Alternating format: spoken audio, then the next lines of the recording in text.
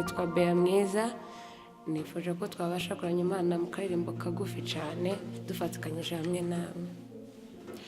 Iteka nagendaga ndemerewe n'ibyaha ntihagire ikibasha kumara umubabaro, ndashima umusaraba, ndashima yamva nziza, ariko cyane cyane ndashima Mwami Yesu.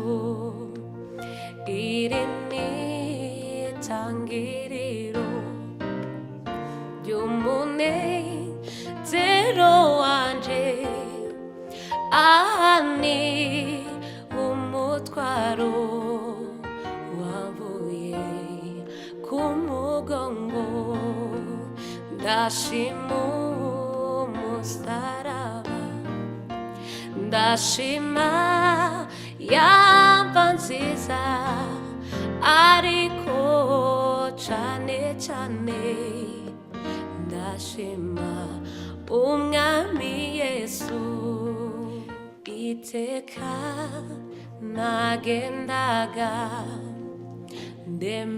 ndemerewe n'ibyaha ntihagire ikibasha kumara umubabaro, ndashima umusaraba, ndashima yamva nziza, ariko cyane cyane ndashima Mwami Yesu.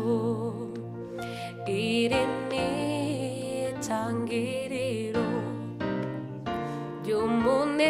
ry'umunezero wanje, aha ni umutwaro wavuye ku mugongo, ndashima umusaraba, ndashima yamva nziza, ariko cyane cyane ndashima Umwami Yesu.